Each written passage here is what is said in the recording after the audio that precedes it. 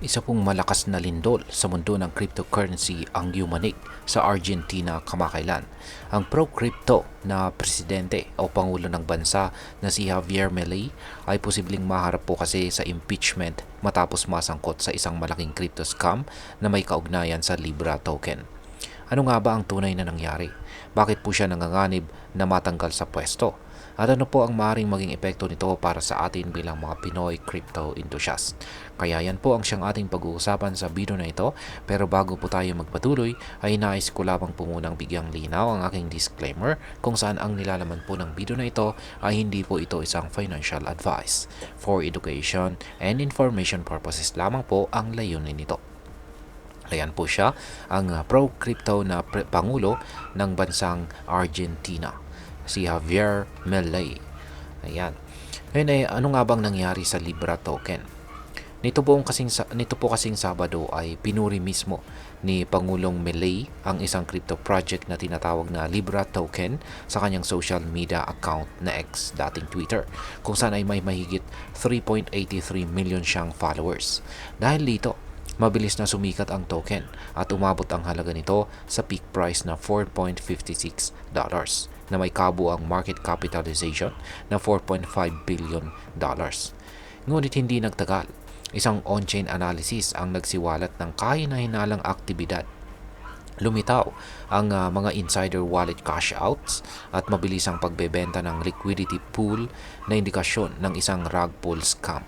Ibig sabihin ay may mga taong nasa loob ng project ang nagbenta ng malalaking halaga ng token dahilan para bumagsak ito halos 100% sa presyong 0.18.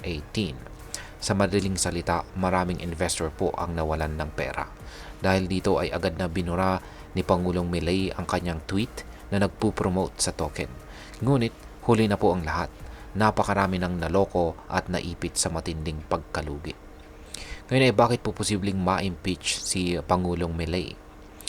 Ayan, dahil po sa iskandalong ito, maraming opisyal sa Argentina ang nagalit, lalo na ang mga miyembro ng oposisyon. Isang kilalang politiko, si Leandro Santoro, ang nangunguna sa panawagan po ng impeachment laban kay Pangulong Milei.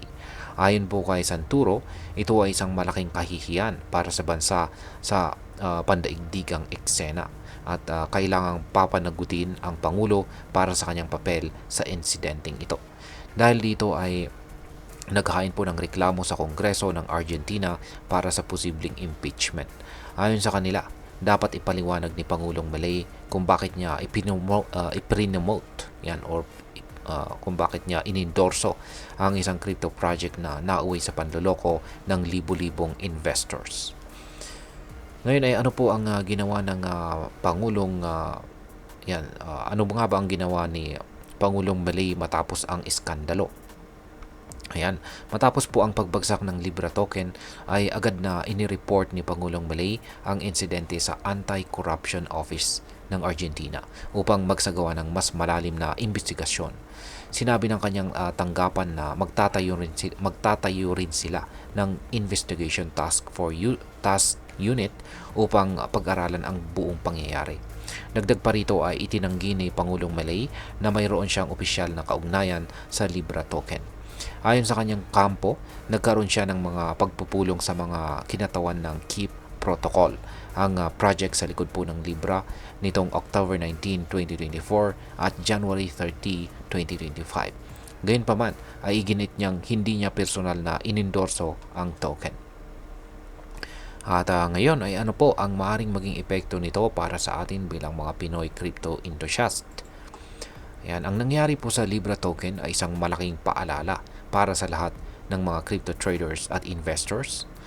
Ayan, lalong-lalo na para sa atin na hindi po lahat na ini-endorso ng mga sikat o makapangyarihang tao ay ligtas na investment.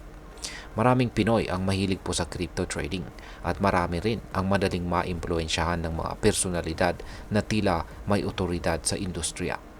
Ngunit tulad po ng nakita natin sa Libra token na rug pull, kahit isang presidente ng bansa ay maaring masangkot sa isang kontrobersyal na crypto project. Kaya naman dapat tayong maging mas maingat sa ating mga desisyon sa pag-i-invest.